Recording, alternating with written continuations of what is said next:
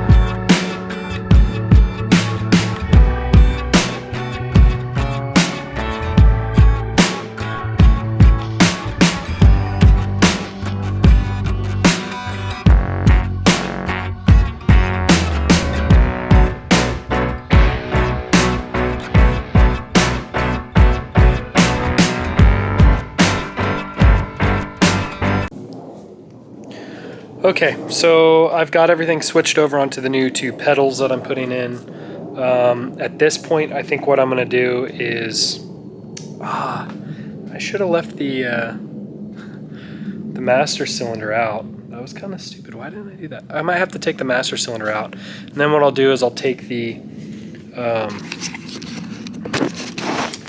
I will take and put like a little dab of grease on each one of these and then mount this up into place where it touches the firewall, and then I know these 2 holes will be where I need to drill for the bolts. And then once I do that, I could probably stick some bolts through it and then drill out this, you know, trace this out and drill out that hole. That's probably going to be the easiest. I don't know why I didn't think to leave the master cylinder out of the clutch pedal, but oh well. So yeah, that's what we're going to do. And then if you give you a peek under the dash, I'm sure it'll be very hard to see, but knee bolster is off. And actually, there's quite a bit of room up there. So, you know, this is, let's see, you know, here's the booster. These 4 holes, they're studs that I've pushed it out. I think I'm gonna have to take this piece of liner. I believe that's why there's a groove in that. It's because that's exactly where the master cylinder sits. And then if you look right here, that's where the other end of the brake pedal bracket bolts. And look at that. That's my clutch pedal position sensor. I can't believe it already has it wired into a car that didn't come manual. It's partly why I love GM stuff. It's just works. And then those 2 bolt holes right there, past the wiring harness, is where the clutch pedal bolts, or clutch pedal bracket bolts in. So it's all there. It's honestly pretty wild. This is the second time I've swapped a car from manual, or from an automatic to a manual. The first time was a 2002 S10, and so far it's going pretty well. I'm quite happy with how this is coming along, knock on wood. There's still a lot to do, so stuff could go sideways, but for now it's going pretty well. So I'm gonna trim that piece of insulation, and then I will take the master cylinder back out of the clutch pedal and get an eyeball for where I need to drill the holes. So here we go.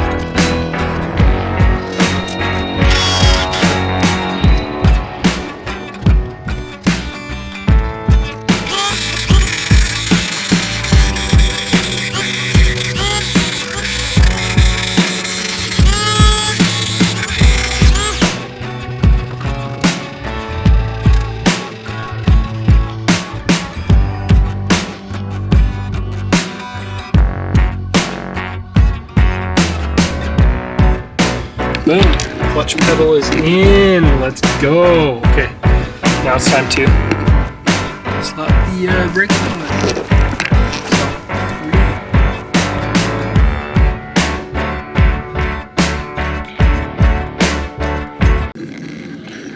in. Okay. Not quite sure why the brake pedal and clutch pedal were having issues lining up. However,